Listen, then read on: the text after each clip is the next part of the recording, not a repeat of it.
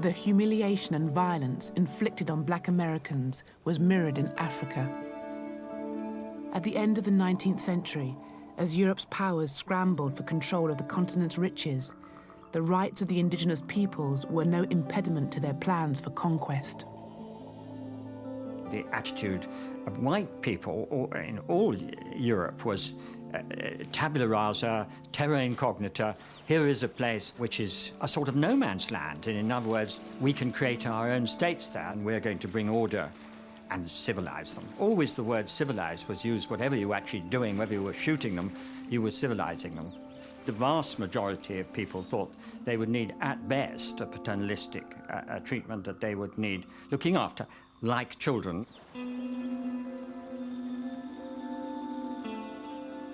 After the Conference of Berlin in 1885, Europeans embarked on a continent-wide land grab. In less than 20 years, 90% of African territory would be placed under European colonial rule. One of the main beneficiaries was King Leopold II of Belgium. Aware of the vast fortune to be made, he persuaded Europe's powers to recognize his sovereignty over one of Africa's largest regions, the Congo. Here was this man who became King of Belgium in 1865 at the age of 30. Enormously shrewd, enormously greedy, enormously ambitious, and with an absolutely brilliant sense of public relations. He hired the explorer Henry Morton Stanley, the man who found Livingstone, to go to the Congo and essentially stake out this huge territory for him. Leopold got first the United States and then all the major nations of Western Europe to ratify his seizure of this enormous territory in the center of the continent. First, Leopold created a smokescreen, claiming that he wished to educate a savage people. They were all really fooled by Leopold because they took him at his word. They thought he was a man who's going to lose all his money in this crazy philanthropic venture.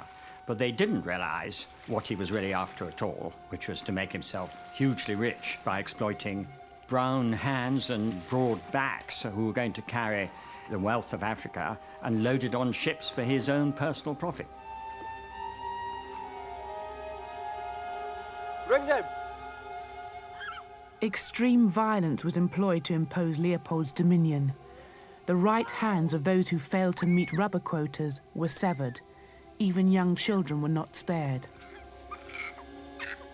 In 1896, a German newspaper reported that 1,308 hands had been gathered in one day. Leopold created a 90,000-strong army to enforce his rule.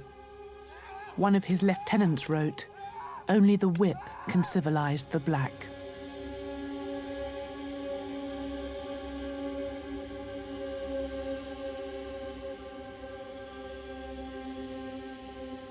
They would go into village after village. The army would seize the women of the village and hold them hostage in order to force the men of each village to go into the forest and gather a monthly quota of wild rubber. And they did this for about 20 years. And you can just very easily imagine if you have a village where the women are all being held hostage, the men are all in the forest as forced laborers for several weeks out of each month. There's nobody to plant and harvest food, to go hunting, to go fishing, to do all the normal things through which a community feeds itself.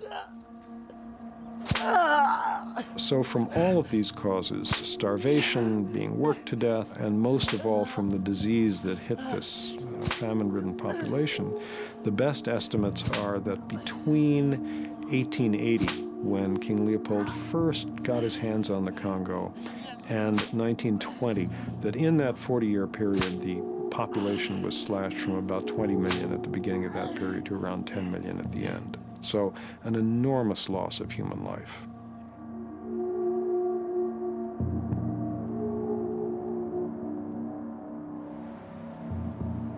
Huge building projects throughout Belgium were funded by Leopold's wealth to celebrate his reign.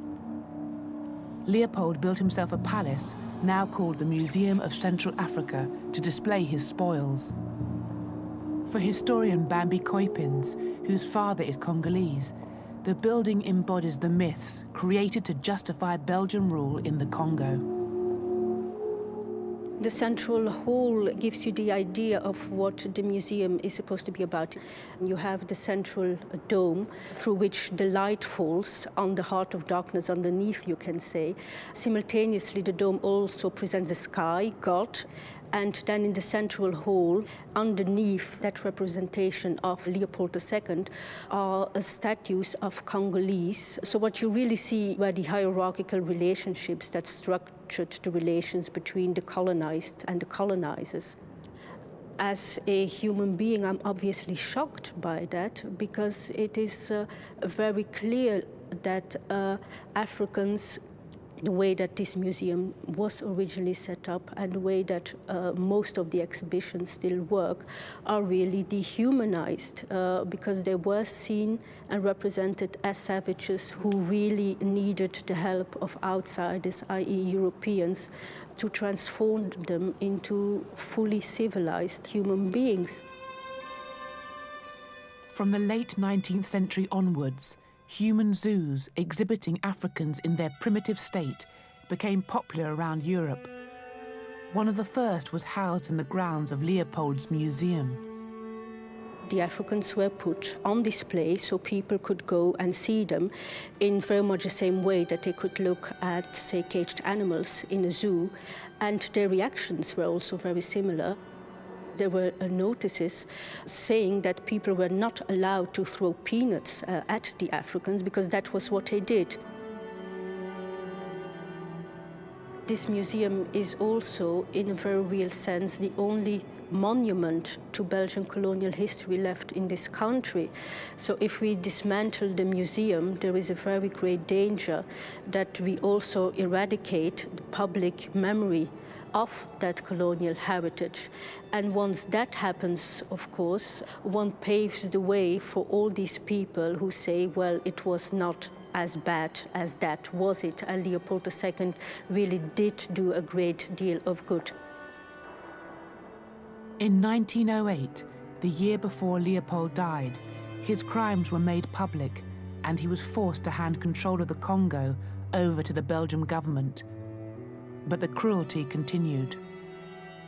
The forced labor system did not come to an end because it was so profitable. The new Belgian Congo continued it more or less until the early 1920s. At that point, the Belgian colonial officials realized that their population was shrinking so rapidly from the effects of the forced labor system that they had to modify it. They had to make it less lethal, or otherwise they would have no labor force left. Although 10 million people died, the Congolese genocide has largely been forgotten in Europe. In the book The Heart of Darkness, the author Joseph Conrad, who witnessed the violence in the Congo, writes, "The conquest of the earth, which mostly means taking it away from those who have a different complexion or slightly flatter noses than ourselves, is not a pretty thing when you look into it too much." It was only at the end of the Second World War, when newsreels documented the Nazis' extermination of 6 million Jews, that the words genocide, Holocaust, and even racism passed into common usage. Whatever the origins of the word racism, that is when it was first coined, there's no doubt that it was first used to think about Nazi treatment of Jewish people. That was the case that gave the word racism its modern shape and meaning, in fact, brought it into use as a word, and also, therefore, brought it into use in a context where it was unequivocally clear that it was a very bad thing. Even so, brutal treatment of non-white, non-Europeans was tolerated by the Western nations. When the National Party came to power in South Africa in 1948, they passed a series of laws that institutionalized white supremacy. Yet apartheid attracted little criticism from the West.